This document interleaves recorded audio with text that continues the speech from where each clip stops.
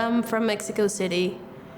And I came here because we thought it was the best for our family to settle down, to have a house, to have our kid in a good school and have that stability for her. Every Monday, there's like a pedal party, and I've been enjoying that a lot because we explore the city and we're building this community where we just hang out and we bike around the city. We get to see other parts in a different way and take our time, and I like it a lot, especially bringing the kid because I know I can trust them with her. That helps me and helps her to trust in these people while doing like some exercise, some fun stuff, and exploring the city. I was born and raised in Nairobi, Kenya. I initially came to Little Rock as a 2-year plan to attend the Clinton School of Public Service that is in downtown Little Rock. So that's how I ended up here in 2010. My favorite thing so far has just been the community I've built. And also that it's small enough to feel like family, but you can still explore. You know, you have towns close by you can get to. But being an immigrant, a single mother and raising my children here, I've really been able to just build community, build a tribe. I know that everybody in the city kind of looks out for me and for one another. It has that southern feel. And so I really enjoy that about Little Rock. I was born in Memphis, Tennessee, but came here when I was 10. We moved here because my dad received a job opportunity in medical equipment sales. What I love most about living in Little Rock is that you can find just about anything, a diverse range of experiences, foods, which I love food, anything that you're looking for in a really small radius, so you don't have to travel so far to experience something new. I came to the United States with my family about 25 years ago. We came in here to Little Rock looking for a different life. Little Rock is a very inviting city. People have connections in the sense of, well, even though we are from different countries, we have so much similarities sometimes, and that makes living here very inviting, very open-minded. Even though I'm from another culture, I found that people want to know more about me rather than reject me. I'm kind of from here. I'm from the woods west of town, so I grew up roaming all over Little Rock. My wife and I moved away for 4 years from 2013 to 2017. But ultimately we decided that Little Rock, coming back home, was the place for us. Man, it is a big enough town that if you want, you can keep a low profile. But it's also a small enough town you can kind of get anywhere, go see anyone. I live in Stiff Station. So for me, it's learning about, say, the people and stuff that's going on in the Love neighborhood or the Heights or even West Little Rock, places that I don't necessarily go that often. And I'm sure there's good stuff going on. It's just, it's going to take some work to learn about all that. So ultimately, it's just, it's intentionality. It's showcasing the great, valuable things that are going on in the city all across the place. My name is Michael Gray. I'm from Southwest Little Rock. I grew up here since elementary.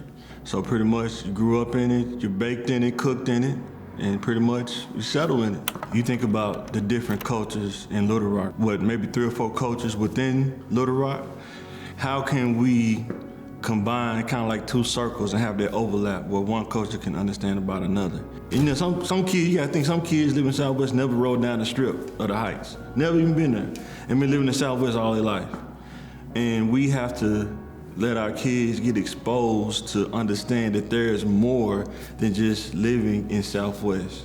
Understanding to get them to bridge those gaps about inclusivity, because a lot of times it's hard to be included in something you don't know nothing about. So I think that inclusivity is exposure. We gotta provide more exposure with teaching them about how to handle that as an individual.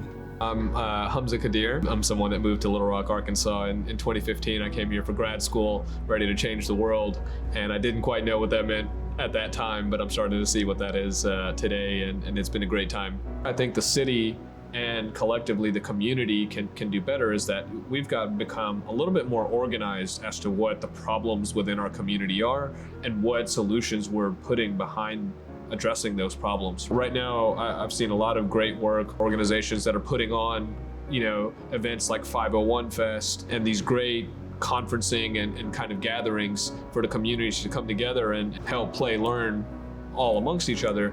I think while those events are really important to help gather the awareness, there's got to be follow through on the back end of those events that say, hey, these are the initiatives that we as a community are going to start tackling together and come up with a new culture and something that can help address some of the things that we face systemically here. I am from Cross County over in Wynne, Arkansas. When I graduated from UAPB, I started working in St. Francis County for the state. And an opportunity came up for me. It was in Little Rock. And so I relocated in 1976, and I've been here ever since. We all hear this phrase about having a seat at the table. And I think some people probably feel that certain folk in the community have no interest in what's going on. Well, I disagree with that. How do you include people if you don't use avenues that they're accustomed to? I think it's as simple as inviting people to the table and having an ongoing conversation with them. Not a one-timer, not a two-timer, but ongoing. There has to be an ongoing commitment. I'm the director of people for Arkansas Lighthouse Charter Schools. I'm an Air Force brat. My parents moved a little bit of everywhere, and we landed here in Little Rock in 1988 is when we came back here. I think Little Rock, although I do see some steps towards honoring it and celebrating cultural diversity, we have a long way to go, because being minority is not just minority in color, it's minority in thought. And so we need to not just change the demographic and how many Black and brown people exist against white or any other race. We need to change the mindset, and we need to create those environments and stand them up and participate and support and pour into and invest in those environments and those spaces that honor culture.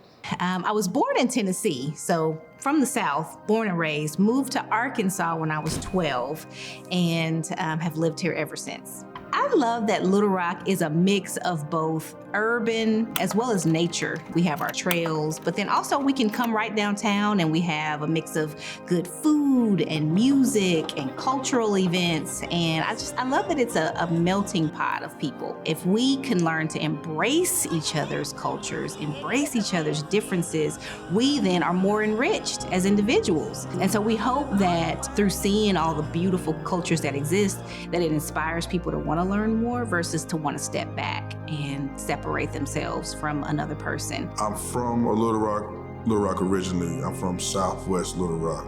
I've done a lot of traveling as an artist, as an activist, as an advocate for youth, but the beauty of going to see other places and wanting to bring back some of the things that we feel like our community's missing, I wanted to make sure that got implemented in Arkansas and in Little Rock in particular, because I'm just committed to the city of Little Rock. I want it to grow and become a better place.